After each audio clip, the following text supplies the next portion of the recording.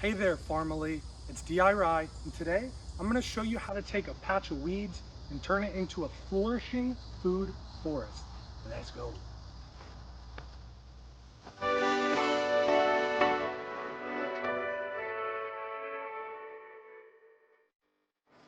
So let's take a look at what we're starting with.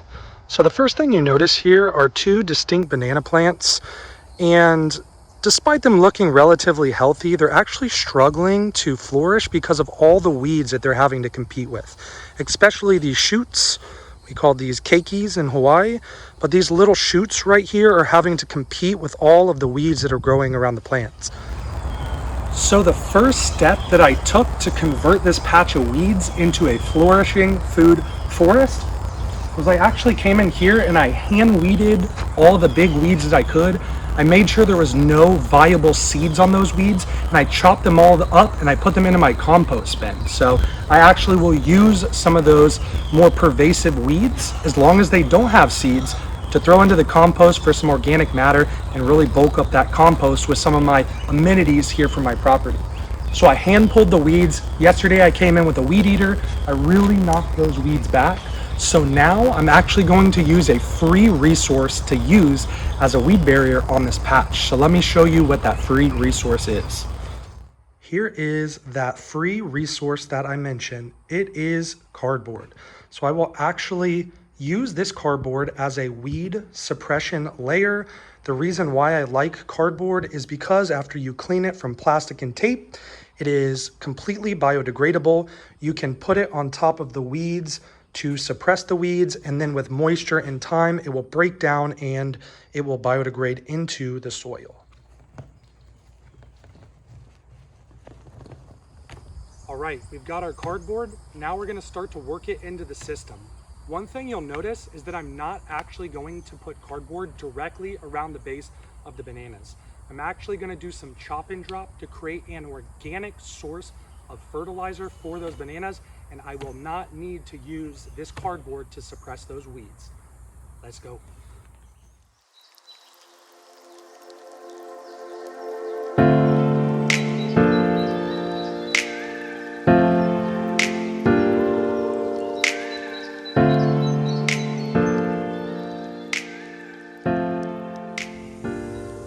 Now that we've created our natural weed barrier with the cardboard, I'm going to walk around the yard and collect some organic materials that I can put directly around the base of that banana.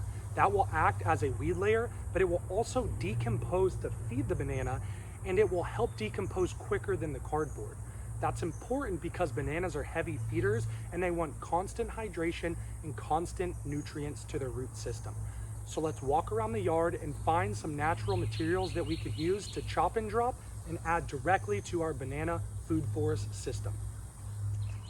We're in the side yard right now, and we found a really nice source of natural organic materials that we can use to feed those bananas. Now these plants have multiple giant leaves like this that act as a natural weed suppressant, and they will break down and eventually become soil for that banana. So let's harvest a bunch of these and we'll use it as our natural weed barrier and some organic fertilizer for the bananas.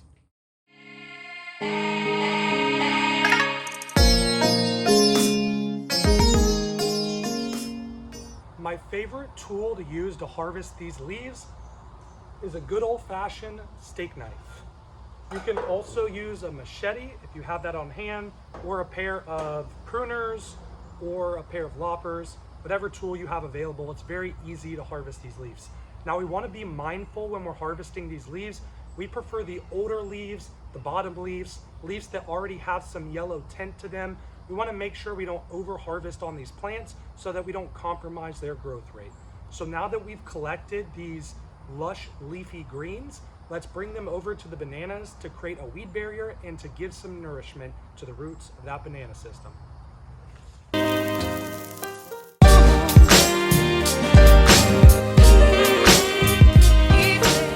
Here's what that finished banana ring looks like now. There's our banana. You can see the cardboard is creating that weed barrier on the outside, and then on the inside, We use those leaves to create a weed barrier, but also an organic fertilizer that will retain moisture and will break down to feed the banana. The last thing I want to draw attention to is you'll see those keikis, those little shoots off of the banana. We made sure not to put the weed barrier over top of those. We want those to thrive. We're going to keep 2 of those and ultimately have 3 solid stalks on this double mejo banana. All right, our next step is going to be topping off this entire section with the most important component of the food forest system.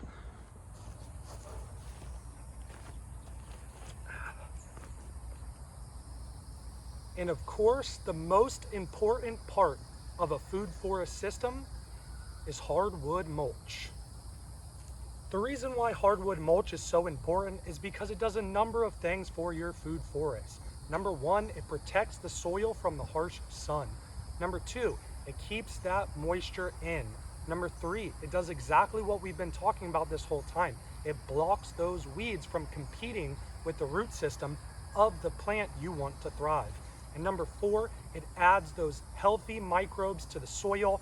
It adds the wood wide web, which is that fungal network of mycelium that can communicate and send different nutrients across the entire system where you've introduced this mycelium network. Mycelium is fungus.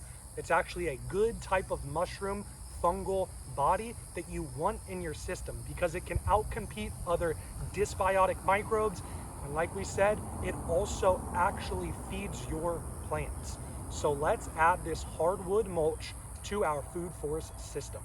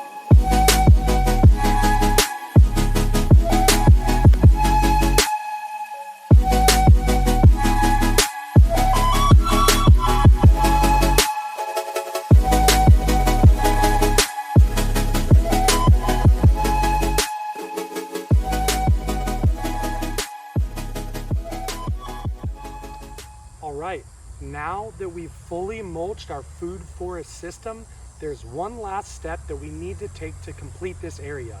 And that step is to plant the weeds that we do want. Remember, if you don't plant the weeds you do want, you'll get the weeds you don't want. Here it is. This is our finished food forest system. So we took this weedy patch of struggling bananas and we did a solid layer of mulch all around them to suppress the weeds and retain the moisture. And then we planted the weeds that we do want. So in this system now, we've got some wild elderberry. We've got some small gingers that are sprouting up right here.